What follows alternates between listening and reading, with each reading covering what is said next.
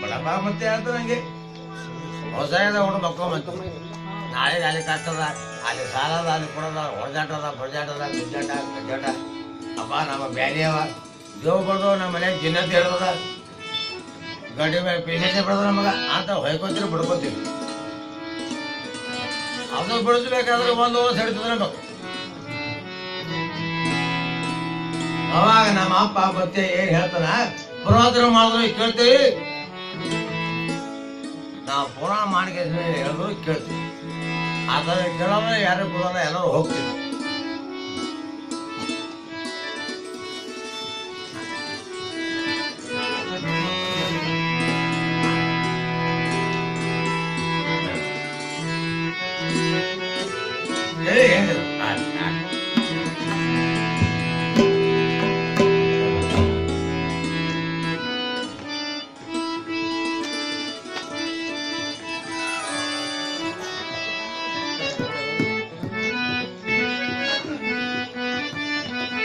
ನಿಮ್ಮಲ್ಲಿ ಇರತಕ್ಕಂಥದ್ದು ಕೆಟ್ಟ ಗುಣ, ಕೆಟ್ಟ ಬುದ್ಧಿ,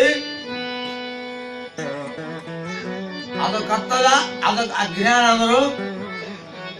ಆ ಅಜ್ಞಾನ, ಆ ಕೆಟ್ಟ ಕತ್ತಲ, ಆ ಭ್ರಮ ನಿಮಗೆ ಪಡ್ಕೊಂಡು ಆ ಭ್ರಮದಾಗ ನೀವು ಹೊತ್ತುಕೊಳ್ಳೋದು ಸಂಸಾರ ಮಾಡಿ ಏನೇನು ಮಾಡಿ ಹೊಡೆದಾಟ ಕಚ್ಚಾಟ ಓಸು ಮಾಡ್ಕೊಂಡು ಕರ್ಮ ಮಾಡಿ ಎಲ್ಲಿಗೆ ಹೋಗ್ತೀರಿ?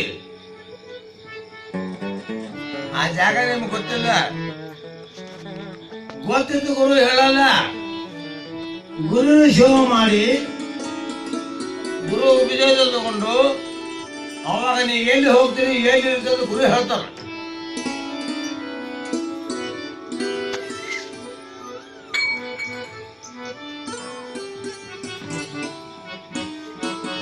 ಕೆಟ್ಟದ ಬಿಡಬೇಕು. ಭೋಜಲಿಂಗೇಶ್ವರ ಕೃಪಾ ಆಶೀರ್ವಾದ ಏನ್ ಹೇಳ್ತಾರ ಆ ವಿಷಯ ನಿಮ್ಮ ದೇವ ಭೂತ ಪಿಶಾಚಿ ಭೋಜಲಿಂಗೇಶ್ವರ ಕೃಪಾಲಿಂದ ಅವ್ರು ಬಿಡಿಸ್ಯಾರ, ಬಂದಾರ, ಪರಿಹಾರ ಮಾಡ್ಯಾರ. ಅದನ್ನ ನೋಡಿ ನಿಮಗೊಂದು ಸುತ್ತು ಮಾಡಿ ಅದು ಮಾಡ್ಯಾರ.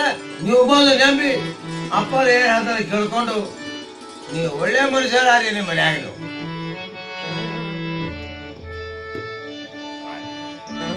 ಅಪ್ಪ ಶ್ರೀ ಭೋಜನಿಗೆ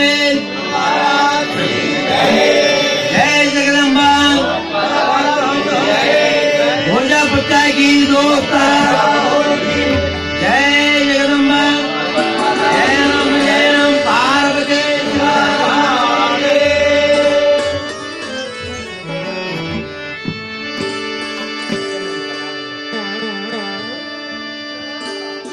ಅಪ್ಪ ನಮ್ಮ ಅಪ್ಪ ಬಸವರಾಜ ಮುತ್ಯಾರವರು ಭೋಜನಾದಿಗಳು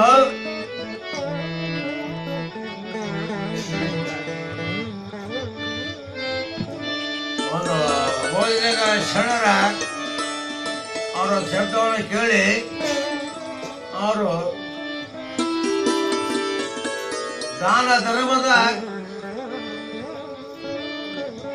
ಭೋಜನೇಶ್ವರ ಈ ದಾನದಲ್ಲಿ ಅರ್ಪಣೆ ಮಾಡಿದ್ದಾರೆ.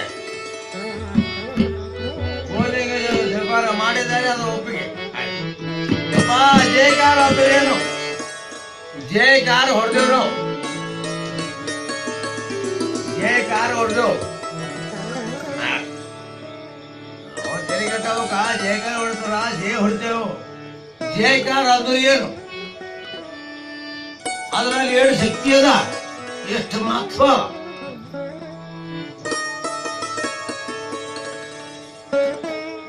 ಅಪ್ಪ